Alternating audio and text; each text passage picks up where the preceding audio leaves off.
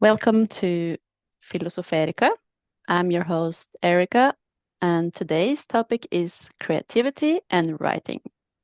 So, we are going to talk about the creative cure, what the creative cure is, and how to find it. And today's guest is writer and creative guide Jacob Nordby. Hello, Jacob, and thank you so much for joining this podcast. Welcome to the show.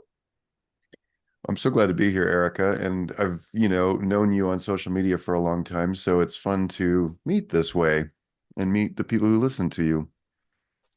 Yeah, and as you know, I have also joined your program, Heal Plus Create. So we've seen each other on the screens, but we never actually talked in this way. So I'm so happy to finally connect with you and hear about your projects. So, Jacob, you are the co-founder of a writing room collective called Heal Plus Mhm. Create, where I joined a couple of years ago, and also the co-founder of Institute for Creative Living and the author of several books, including Blessed Are the Weird and The Creative Cure. And today we're going to talk about mostly the content of your book, The Creative Cure. And you also work as an author and creative guide. However, I think it's important to show the listeners and the followers that it's not always a smooth ride, an easy ride, and it hasn't always been like this for you. Because before you started as a writer and doing what you're doing today, you worked as a CEO in your own company and as a marketing director for a publishing house.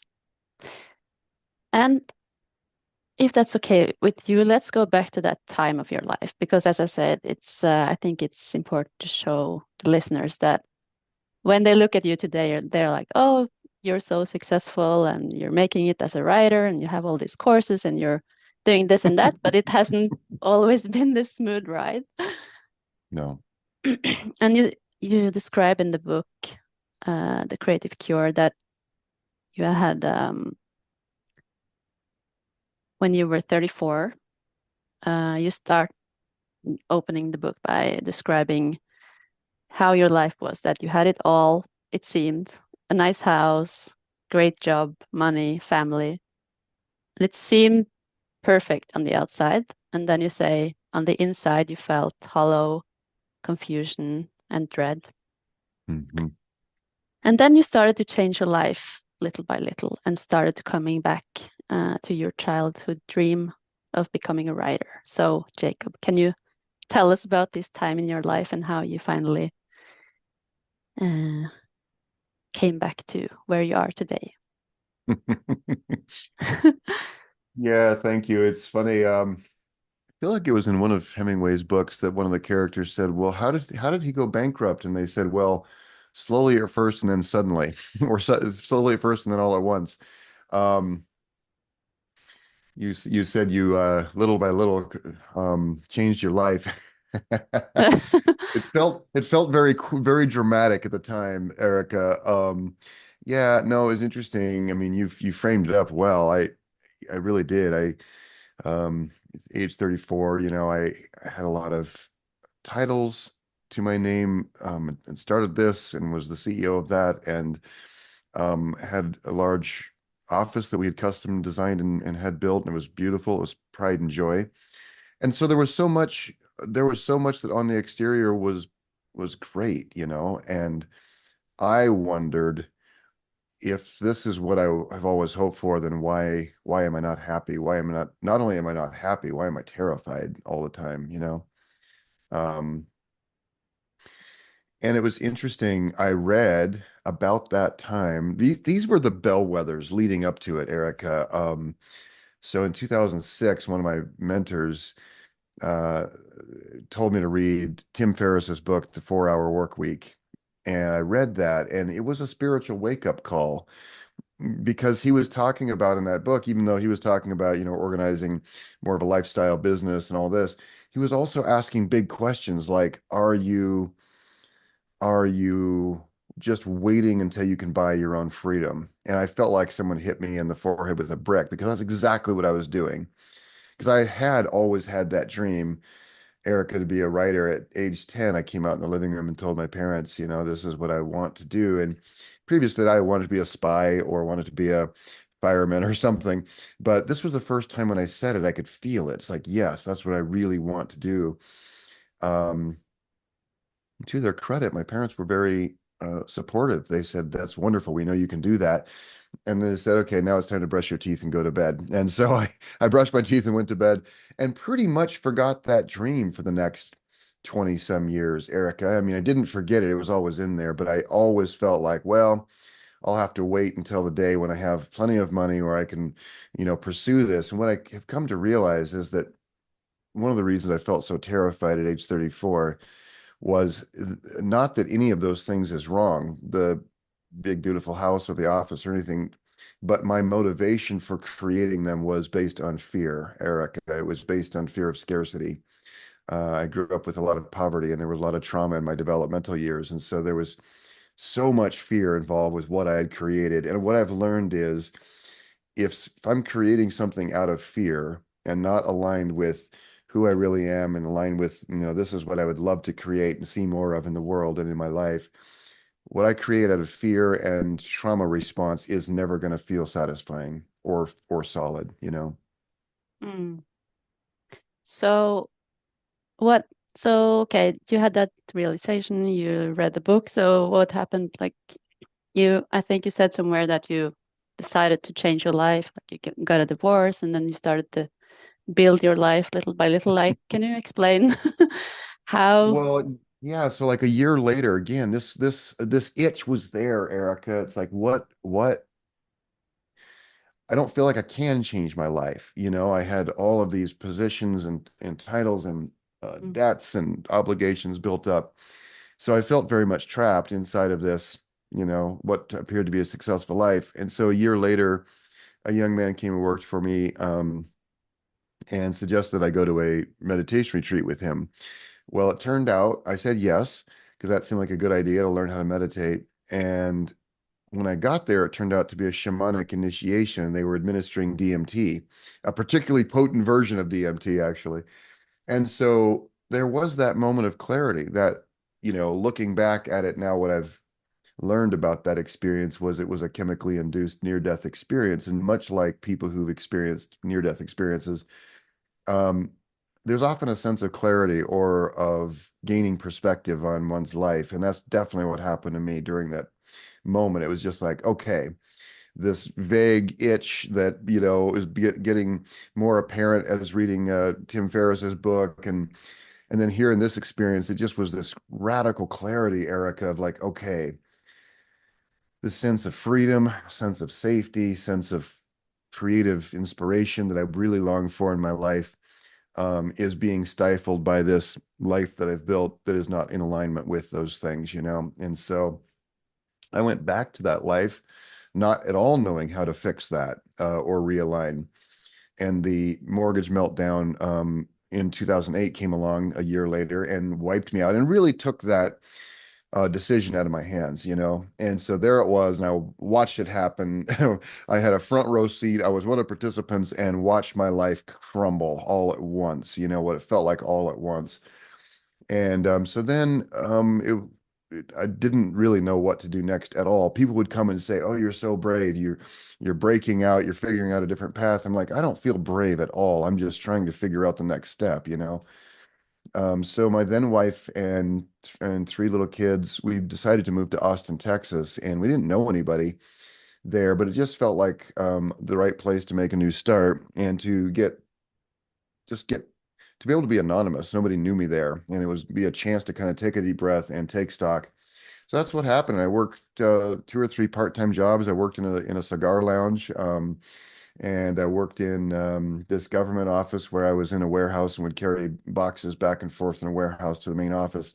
And it was there at that office, Eric, that I had the chance to start doing the Artist Way, Julia Cameron's program. And that's where I began to write for the first time, really, in my adult life. And so at age 35, I felt like I had a chance to begin reclaiming that old dream. And I wrote most of my first book there, The Divine Arsonist, in between box orders as I was waiting. for those to come in Austin. And then, you know, a series of just beautiful synchronicities, miracles, whatever we want to call them, arrived in my life. And, you know, during that time, Eric, I really learned how to meditate. I did a lot of healing in that warehouse in between box orders, you know, learned how to journal, learned how to meditate, um, really did a lot of inner work. And so along the way, though, I met Randy Davila, who owns Hierophant Publishing and Inside Events, and he started asking me to participate with some of his events with people like Dr. Fred Allen Wolf or Byron Katie, some of these amazing folks, Don Miguel Ruiz. And then about a year or two later, he asked me to join his company as a marketing director. And you know, from the previous chaos that had really shattered everything for me, I really didn't know if I'd ever have access to those tools, the things that I knew about business before, Erica. So it's been really so gratifying to learn that um, if we're going through major transitions and it looks like all is lost and our entire life has been a waste up to this point, to just know that it hasn't been a waste and that we've learned things and we've picked up skills, and that as we are being rearranged in the shape that is more aligned with who we really are, those things will come back in a better sense, in a better way. That's been my experience anyway. Hmm. I feel like I've been talking a long time with no break, so please take over. Yeah, thank you. Thank you for sharing that story. And I was thinking when you said that the financial crisis hit in 2008, that must have Hmm. been really scary for you that everything was breaking apart. But is it, when you look back at it now, do you see it as a kind of blessing or help to get you out of that situation and into the new situation? No question. No question. No, I sometimes I felt so honestly, and this is true. Honestly, I felt selfish at the time, Erica, because I realized that what for me was forcing a play and taking decisions out of my hands that I just wasn't equipped to make, was Mm. also causing a lot of other people a lot of distress. And I, you know, of course, it wasn't like it was my fault that it happened, but I certainly felt badly that I was feeling so, liberated in the middle of also feeling really torn apart. So yeah, it was such a mixed bag, Mm. but without any question, now I look back and say, I wouldn't change any of it, honestly, for myself, you know. Yeah, I can imagine when you were also working at this cigar store or taking these odd jobs and, like just Yeah. starting to write and starting to feel that creativity again, that you must have felt some doubt in that period. I know for myself, the last couple of years, like I've also been working these odd jobs and trying to create an identity for myself as a writer and starting my online business. And, in the beginning, it's really I can hear the doubts and the fears. They're so loud, and I can imagine it must have been that way for you as well, the first couple of years until it got more stabilized. I mean, I would say what's funny is, Erica, I still deal with doubts and fears, you Yeah. know. Yeah, I mean, I think that's the thing too, especially for those of us who get into a thing like writing. It just seems like, well, if once the book is published, then I'll have the doubts and fears kind of taken care of. And I mean, Anne Lamott says it so well, you know, like the day of your publication comes and no trumpets get blown in your honor. So, and actually, I'm glad you brought that up though, because you know, as much as I want to be able to say, oh yeah, once there's a certain line that once you cross that line, all your troubles are over. You feel like you're completely solid. But one thing I'll say, Erica, is that the way I see creativity, and I see it as our essential energy, our spark of life, you know, whatever we call that, the inner self, the creative inner self, the soul, whatever we call it. I see it as our spark of life, and it's the same spark of life, that energy, that keeps galaxies turning. It keeps our hearts beating thousands of times a day, you know. So for me, creativity is this formless, like really essential, vital spark. And by honoring it, I get to stay alive inside of my life, you know. And I think that as we hit 30, 40, 50 and beyond, it can be harder and harder to stay alive inside of life because because of the way our brains become habituated. We feel like we've seen everything, you know.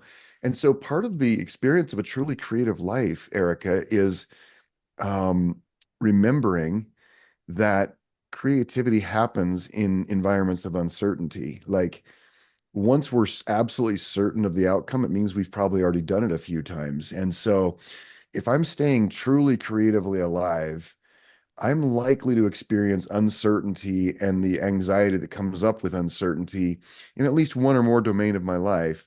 And that doesn't mean that it has to be a distressing experience, but just to become more comfortable with that experience of uncertainty, which often our nervous systems interpret as anxiety, like, okay, something bad is about to happen. So just learning that if I'm staying truly creatively alive and stepping across that line of what I've done before into things I haven't done before, um, that sense of uncertainty, I think we have to become better friends with it, so that we stay creatively alive. Does that make sense? Yeah, it makes sense. I was hoping that you would say, no, 10 years later, it's going to be much easier now that you've published three, four books. It's going to be because I just, what you said about the trumpets, and I just published my second book. I self-published this time. And Mm. well, I put it on Facebook and I got some comments, some feedback, and then it just went quiet. I was like, was that it? What's the name of your second book, Erica? It's also in Norwegian. It's a children's book. It's called Oh, Pipion and the Fantastic Fantasy or something like that. The Fantastic Creativity. oh, Yeah. wonderful. Okay. Yeah. So let's go back to that time when you were like transforming. I'm really I feel like I'm a little bit in that kind of place myself. That's why I'm so Mhm. curious about this time. So you said that um returning to your creative nature was the master key to the transformation, and that Mhm. creativity saved your life. Mhm. So can you explain this a little bit more detail, and how for others as well that feel that they are in this kind of transformation, how creativity can be a key for them as well? Mm-hmm. Mm-hmm. Yeah, and I just want to say something too, not to take away from what I feel like I said that was true earlier about the sense of uncertainty, but I think that there comes a greater sense of trust in our own creative nature, Erica, in that in venturing out beyond some of these traditional forms or things that have kept us safe for certain in the past. 5, 10 years in, yes, if you're still leaning across that edge and doing new things, there still is the uncertainty, but also there comes an odd, it's like greater certainty inside of that. So I feel it's almost as if we eventually learn that we are the captains of our own ship. And so we don't feel as uncertain about when really kind of along for the ride and it's somebody else's ride, then it matters a lot if the weather is stormy and if they know how to run the ship. But as we take our place at the helm of our own lives, creatively speaking, I just feel like we gain greater confidence that we know how to sail our ship, you know? Hmm. Yeah. So I wanted to give that, and so there's not this sense of like, well, why would anyone put themselves through a lifelong experience of terror? Yeah. The fact is, no, it does get better. It does get more sense of more being solid and all that. But going back to the transformation part, what did you ask me about that period? You say you write in the book that creativity saved your life, and I thought that was a wow, Oh, that's a big statement, and I got really curious about how creativity can be a master key to the hmm. transformation. Mm. Well, let's start with the save your life part. So for me, I had always been the most positive person in the room. And in my young life, I was the oldest of six kids, Erica, and so my role in the family was definitely kind of protector, caregiver and so it was important for me to project this sense of confidence and positivity, even if that's not what I was feeling. And I think there is some good.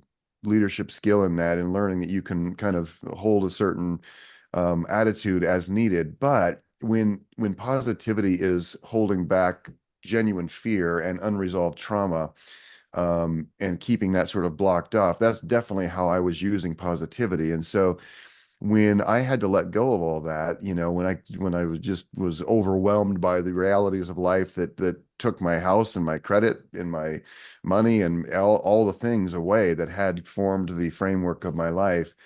For the first time in my life, Erica, I had to face the fact that I was experiencing depression, and I didn't even know what to call it at first. That's how much in denial of that experience I was. And so, going through that, you know, I I learned what it is to experience mental illness, you know. I learned what it is to not feel like you can get out of bed in the morning, and that if you swing your feet over the edge of your bed, that there's this abyss and you might fall into it and never stop falling. And so I dealt with suicidal, moments. And um I share this right now mainly because you probed, and I appreciate that, but also because I want anyone to know who's struggling with some of those things. Um, keep going. Mm, Keep going. It's not whatever your mind is convincing you of right now as the bleakest, the hardest, the most never-ending suffering. It's not true. That's not the whole truth, right? Um, yeah, I think the Rainier Rilke poem that I don't have near me, so I won't try to quote it, but he basically talks about, no feeling is final. No feeling is final. Just keep going. Um, in doing the work of the artist's way, that was some of the first work I started doing there. Um, I began to unburden, and I began to have a tool for unburdening, the morning pages, and that was where I poured out this pain and this like anger and confusion, like what just happened. And the artist states, I was so broke, I had no money, but the artist states, and she gave suggestions in there, and so I would find these experiences that didn't require any money. I found this beautiful botanical garden, and I just spent hours walking through it one day in Austin. I remember that one in particular as one of my early artist dates, and I was in enchantment. And so I had these moments that I would bring into my days, Erica, through these journaling experiences or an artist date walking through this beautiful garden. And I began to look for them. And so that those were these moments of sanity and relief. And those moments of sanity and relief gave me a little bit more of what I needed to get through that day. And so I began to look forward to those things. And then as I had enough courage to start writing my own book, I began to look forward to that. And so that was this little like thread of hope that I could hold on to get through an otherwise scary, dark, depressing day. Yeah, and so I felt like a little bit at a time. I also began to learn who I was beneath the layers of those survival strategies and coping techniques that I had developed down through my life to deal with unresolved trauma, how we do. Little by little, I began to discover this creature underneath there. mm. So you found hope. And Yeah. yeah, yeah, and that's that self-discovery. And that's, Eric, I talk about it in The Creative Cure, and it's also something I'm working on for a new book. But there's this pattern I've been able to observe, and it's we have to discover who we are, and we have to go back to our original self, before we learned from society, and we began to distort and contort ourselves through trauma. Um, Before that, there was this creature, and this creature was tremendously innocent, and this creature is incredibly intelligent and magical and creative. All those words are different words for creativity. And so as we go back and find out who that creature was, and we reclaim the connection to it, that's why I call it such a master key to transformation, because as I see it, transformation is this process of discovery. I remember who I really am. I discover that creature again. As Mm, I do that, I begin to accept that creature. So there's self-discovery, then there's this self-acceptance that emerges like, oh, not only am I not broken, not only am I not this flawed little neurotic knot of misery, underneath all that, there's this tender creature, there's this alive creature, there's this hopeful creature, there's this creature that knows how to create something today that's Mm. beautiful, that's worthy, you know.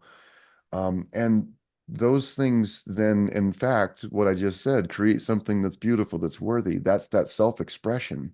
That is a natural result from the first two. So the discovery that leads to acceptance, that also leads to expression. And I mean, even the word expression, in one sense, it is to breathe. You know, we express, it's breathing. And so as I see it, what we often call creativity is as natural as breathing for our inner creative self as we discover who that is and then accept it more deeply and then just begin to breathe. Mm. It's so beautiful. There are several things coming to my mind when you speak, and one of them is, I think you write it on the back of your book, everyone is creative. And like you, one of the things I hear most of the times is, "Oh, I'm not that creative. It's just not for me." And people are, because I also did the artist way, like I did the course, I think 10 or 12 times, and before Mm. that I wasn't that creative either. I was quite creative when I was a kid, and then it kind of fell away a little bit. But Yeah. then starting to do the artist way, it slowly came back. And I've created so many different things over the years through that course. People are telling me, "Oh, you're so creative." And Right. as you, I say to them, "But you're also creative, you know." And I just give them the artist way and try this. Um, in your opinion, you say everyone is creative. And so what is your answer when people say, I'm not that creative? What, like, how do we convince people that they are creative too? What I like to do is, it's kind of like the word God, Erica, or love, you know. For me, creativity is one of those words that it has developed meanings that may or may not have any bearing on what the word actually is, you know. Like gratitude. I did a gratitude project at one point and asked people just honestly, how connected are you to the word gratitude? And they said, well, honestly, I feel guilty if I'm not being grateful, but I don't know if I feel that grateful. And so we're like, well, okay, what's the feeling of something when it's something really good happens that you didn't expect to have happen? It really good that happened.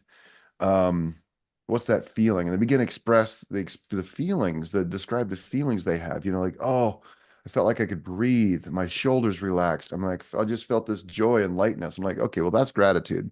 Mm, That's what's underneath the word. And so I feel the same way about creativity. Like, actually, as I was writing this book, Eric, I was walking through my brother's office. He was the CEO of this company we had started back in the day, and it's a tech company.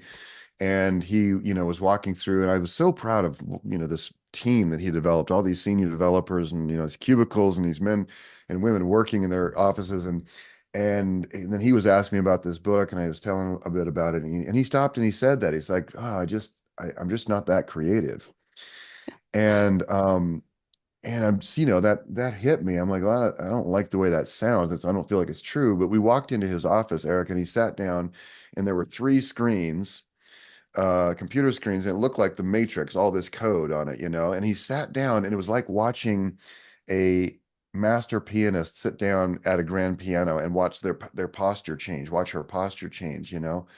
Like she instantly goes into a flow state as she enters her realm of expertise.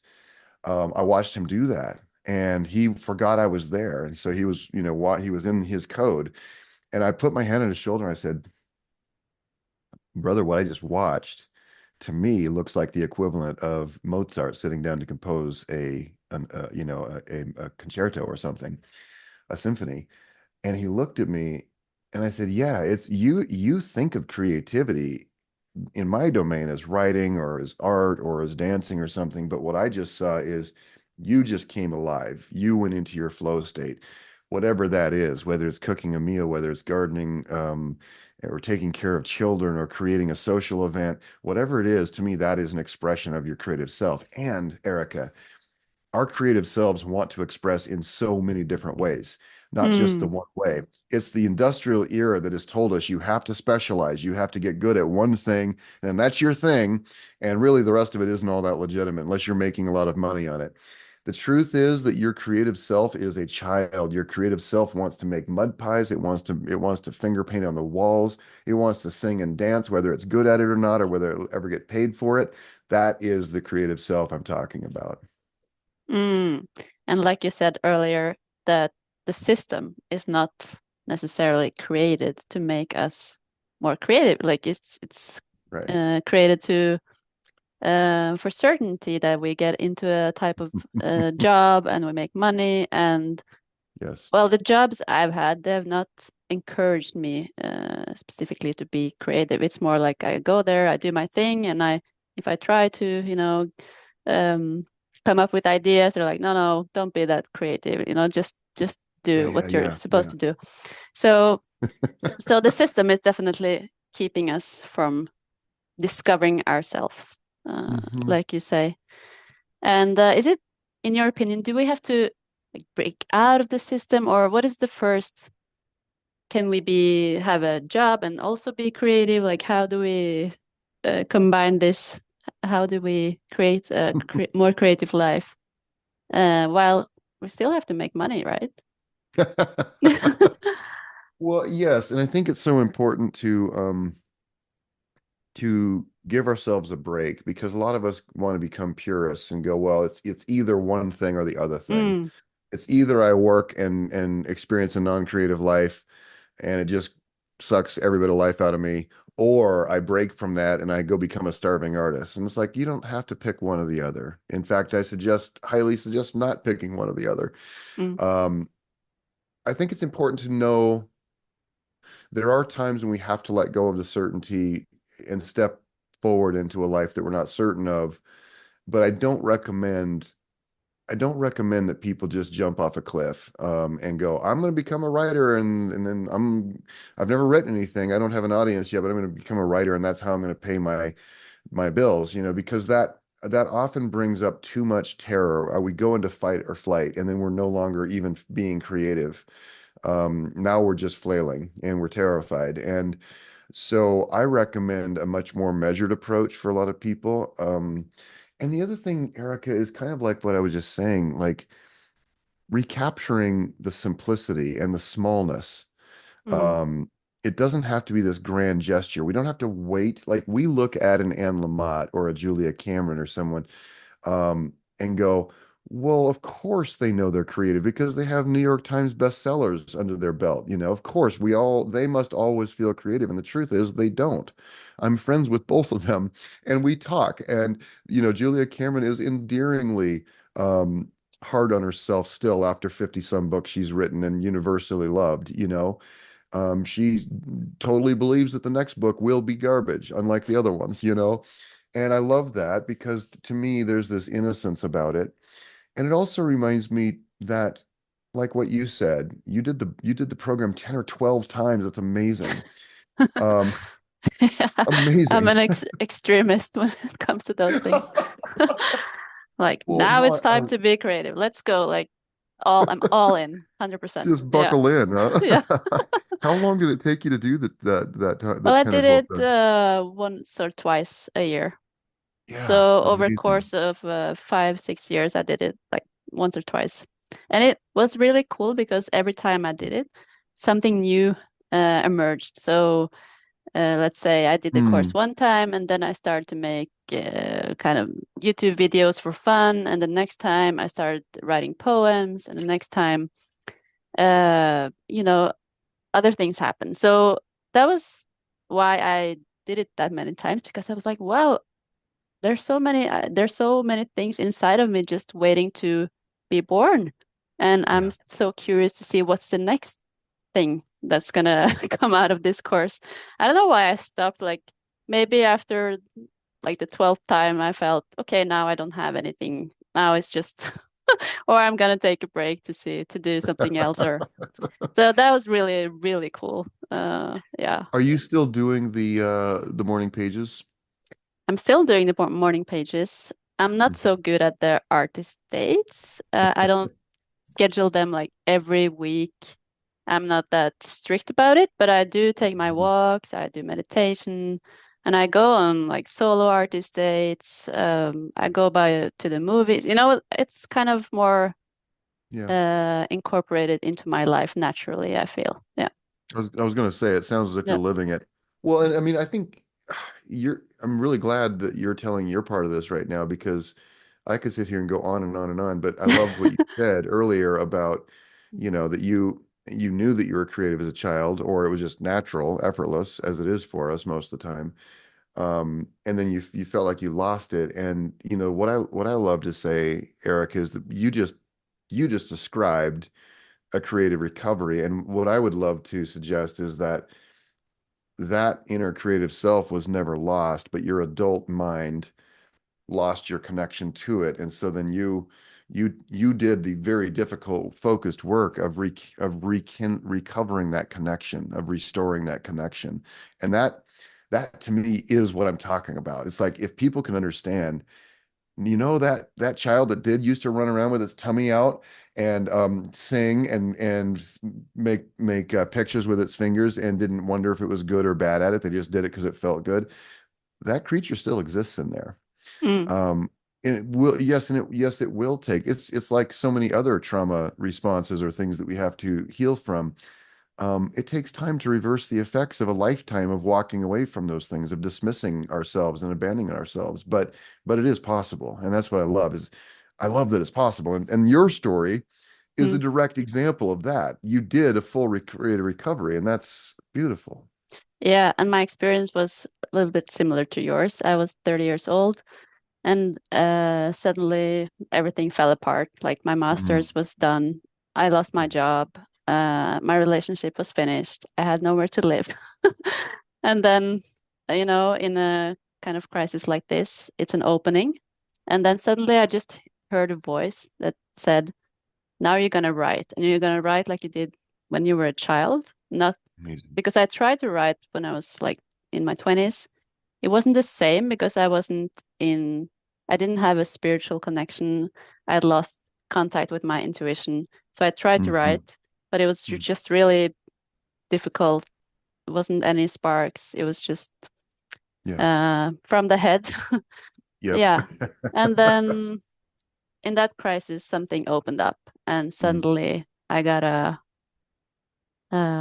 way in to start the recovery process and start to nonetheless get in touch with my spiritual side again, because I think that's was also was thing you were explaining, that you lost contact with yourself, and what does that mean, contact with our spiritual self, I think. Exactly. Yeah. I mean, honestly, Eric, I think what you just described, I love the way you're putting that. I just feel like all of this points to the fact that any idea that we have a self that is not spiritual, or us, that is that is purely a notion, because any step back in the direction of who we really are, to me, is a spiritual practice, whether that is a step back using dance, using writing, using gardening on my back porch, using meditation, whatever version it is, that discovery and rediscovery. Who am I? Wait a minute. Underneath all these layers, somewhere under there, who am I under all that? And any step we take in the direction of asking that question and finding out more about it, to me, that's a spiritual practice. mm. I think it was so cool what you did in the Heal Plus Create membership. I remember we did like Tai Chi, and we did breathing exercises, and we did all these spiritual practices. And then Yeah. we did some writing. And I've always done these things separately, but then, like during that course, it was just mind blowing to see, oh, it's actually like that was the moment I understood this is actually linked. And it's so important to have this spiritual connection to be able to write and create. And this is what Julia Cameron also writes in her book. Yeah. Yes, amazing. No, I love that. And I mean, really, Eric, I feel like you just kind of encapsulated what's going on with what we're talking about today, this entire conversation. I mean, really, it's worth it. It's worth it. And when I say it's worth it, a lot of times people go, okay, well, does that mean I'll have all this newfound certainty or confidence or be able to pay my bills next month? And the answer is no, not right away. Probably not. I don't want to make that kind of promise. But I will say that it's worth it because following that spark of aliveness leads to more being alive. And life knows a way through. That's what I know for sure. Life knows a way through. And so if I wake up today and feel and I did yesterday, just felt really, really low and not able to tackle even the smallest task, but I had a practice in place. So I went somewhere and I got my journal out and I sat down and I wrote through the questions, and I have this creative self-journaling program. I don't know if you want to drop that in the show notes, but it's called creativeselfjournal.com and it's a free program, Erica. And it's where I invite people to use the journaling practice. And there's three questions that I invite them to use every day. And this is especially good for people who don't think of themselves as journalers because it's simply asking and answering three questions. And these questions, each of them have the effect of helping us get grounded, of helping us get reconnected to our lives, to this present moment. How do I feel right now? What do I need right now? Asking those two questions and answering them for 3 or 4 minutes has a surprisingly grounding effect. It's Mm. a good mental health practice, right? And then, after we ask those things and acknowledge and address anything that's not feeling good right now or addressing unmet needs right now. Once I've addressed those, then I can shift into the more imaginative and what would I love or what would I love to create today? A different way I often ask that question is, how would I love to feel right now? Especially if I'm Mm. going through emotional difficulty. Sometimes trying to imagine what I'd love to create is too big of a task, but saying, well, how would I love to feel right now? Oh, I would love to feel relief from this anxiety. I would love to feel more confident. I would love to feel okay, whatever it is. Even articulating those things then shifts me into a more positive frame of mind that says, well, I'm going to take a step in the direction of feeling okay. What do I need to, what's the smallest step I can do in that direction? Well, I can make my bed today. I can go make my bed. I can journal for a few minutes. Mm. I can do those things. I can walk outside and take a good deep breath of air. I can drink a glass of water. Sometimes it's the basics. And I'm sharing this because sometimes when people are going through a really difficult time, Erica, all this talk of creativity, it can sound so like luxurious. That's optional. I mean, sure, it'd be nice if I weren't in such terror and such pain right now. That would be nice. And what I want to suggest to you is it doesn't have to be this big grand image. It can be something as small as what kind of moment do I want to create right now for myself?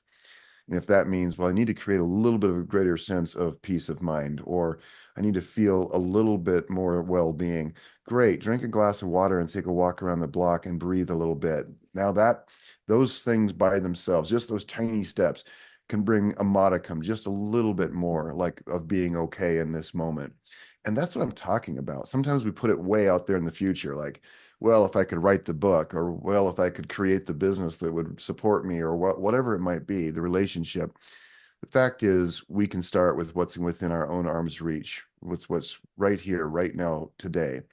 And I can do something about that. And even the smallest action inside of that sphere of influence will return the locus of control back where it belongs, which is within, and says, okay, okay, I might not be capable of much today, but I'm capable of this one thing. And this feels like a small spark of aliveness. So I'm going to pay attention to that. I'm going to make space for it. And to me, Erica, that means we're making our lives sacred. We're making this moment of my life sacred. Mm. I love that you said that. And my experience is also that we have to be less hard on ourselves. And on those days when you're feeling low, just Yeah, pick one thing, two things that you can do, and like be grateful and be thankful that you can actually do those things just instead that of one the, thing. yeah. Yeah, And what I usually also do is that I sit down and go from moment to moment asking myself, what do I need now? What do I need? yeah, Because it changes yeah, constantly. Like in one moment, I need, like you say, a glass of water, then I need something else, and just living. moment by moment. And this is something Julia Cameron also describes in her book, like ask for guidance during Mhm. the day, Mhm. uh, hour by hour. You know, it doesn't have to be that big. Oh, I don't know what to do today. Okay, sit down and just ask, and you will be guided moment by moment. And I read actually in that the latest book of Julia Cameron, Living the Artist Way, that Mhm. she did an interview with you, Mm. and Oh yeah. yeah, and you said that you use guidance or prayer in your own life, and I'm curious to hear in what way you do. Do you do this by writing, or is it different in a different way? Well, I did write a book, Blessed Are the Weird, so I am okay with being a bit offbeat about all this stuff, Erica. I do it too, Uh, so that's okay. well, no, I mean, so here's the thing. I grew up, in this fundamentalist Christian cult, and there was I had a lot of pain associated with the idea of prayer and God because I was a true believer as a child, and so letting go of that was its own version of a traumatic experience because it had formed a framework of how I saw the world, how I saw myself, all of that.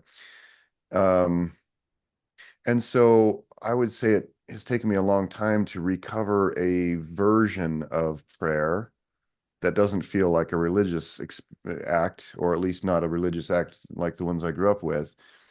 I don't see God as a separate entity, a separate being out there to whom I must, like say words or give offerings in a certain way. I do see whatever we call God as the great force of life. I think Annie Lamott calls it Gus, great universal spirit. I really love that one. That's cool. At a Yeah. writing room, our founders call it the cosmic muffin, which I love. Yeah. No, but yeah, I would say that my experience of prayer actually shifted. Um, I began to experience moments of it with the morning pages with the Artist's Way. But years later, I'd been doing morning pages for years, Erica, and I read Janet Connor's book, Writing Down Your Soul. Writing Down Your Soul teaches this method of journaling, which is very similar to the morning pages, but creating a dialogue. And Janet said, "Well, we're going to start the day with, address it, dear God." She said, "Now listen, a lot of people have trouble with the word God, so call it whatever you need to call it, so that you can begin to have a conversation." And she's like, "This is not only for people who have some form of traditional religion or even form of spirituality. Like plenty of agnostics or atheists are using this process."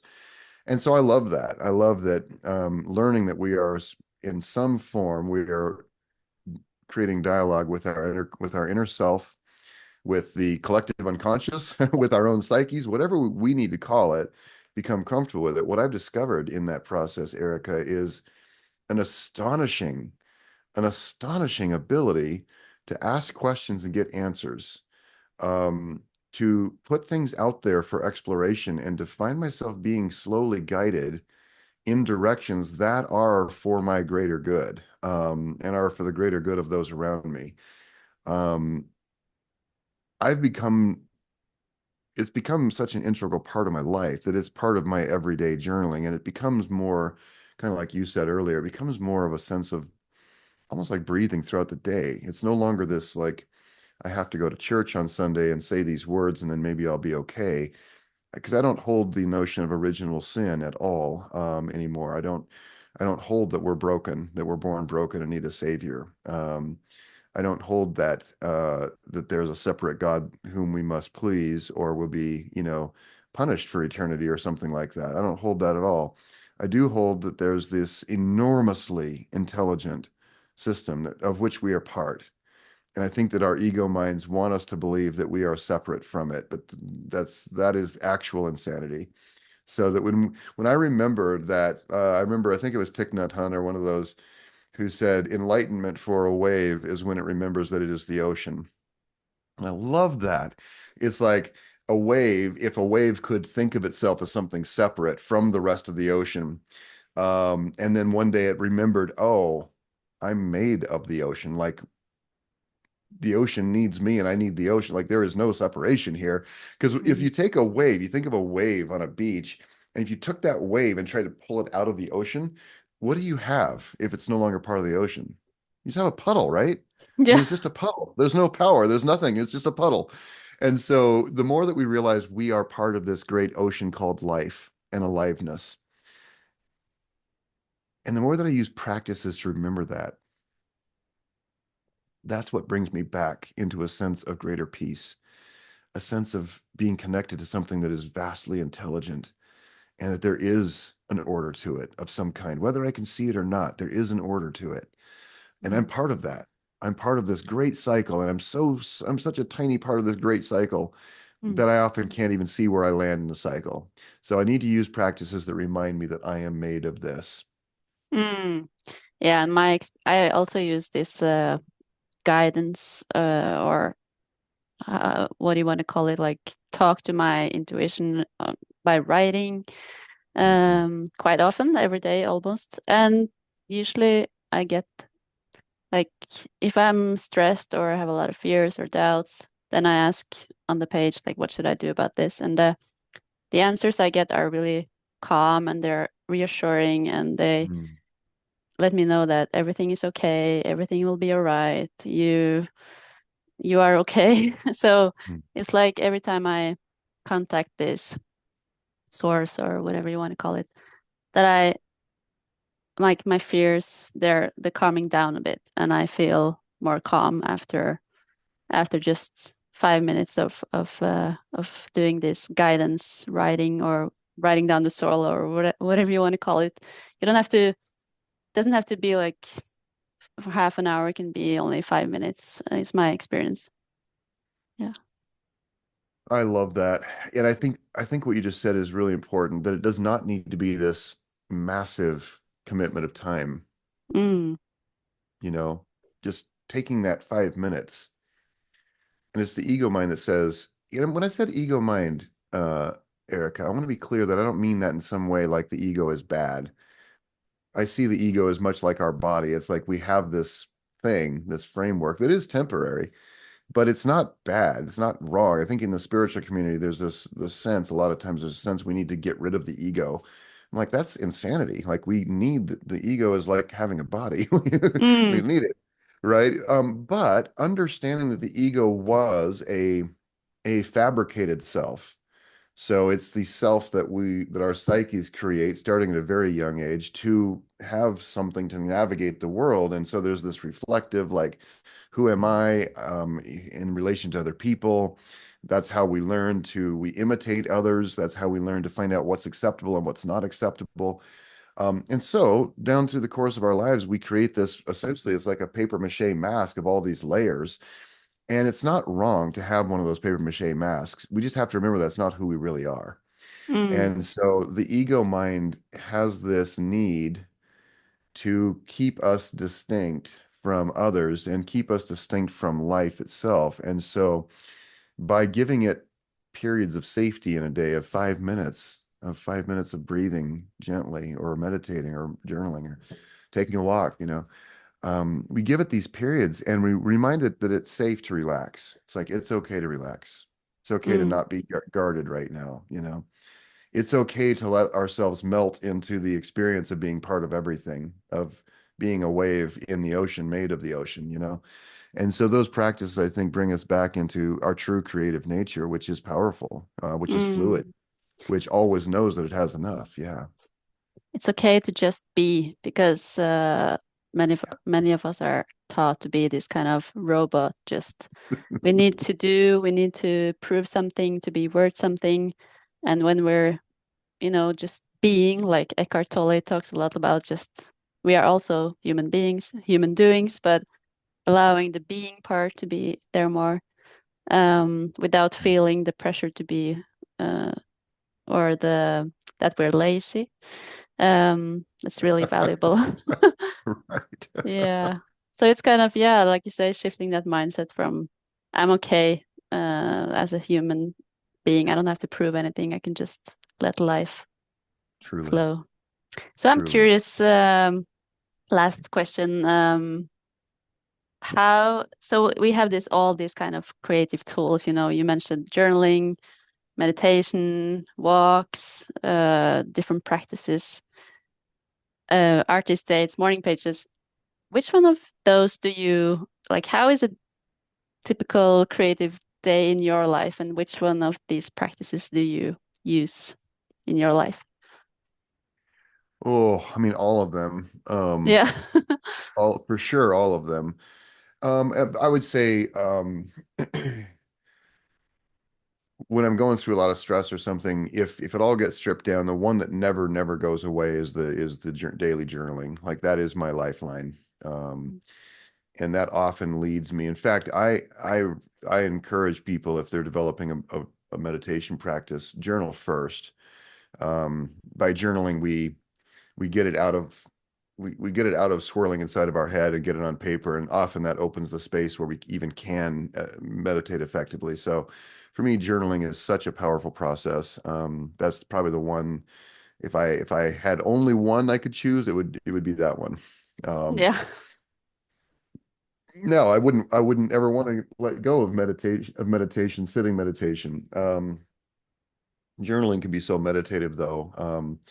And so I use it that way. I love yoga and walks, and I use the polyvagal chart a lot, looking at how we get up into flight or freeze, and how to settle down into that green zone, that ventral vagal state, where we're feeling peaceful and connected and resourceful and all of that, and our intuition is activated. And so yeah, all these practices to me are ways of getting into that peaceful state, and that's where all the good stuff happens. Mm, yeah, I agree. For me, it's like I do different practices for in different like days or times. It's not like I Hmm. do 10 things every day, you know. I couldn't do Sure. anything else if I, but Yeah, yeah, yeah. it's more like pick and choose from day to day. Yeah. Yeah. Yeah, So, I would say for me, journaling and a walk, if I can get a walk in, even if it's not 20 minutes, even if it's just five, to me that those two things end up being kind of non-negotiable in my day. mm. And I have to ask you before we end this, what is your next book about?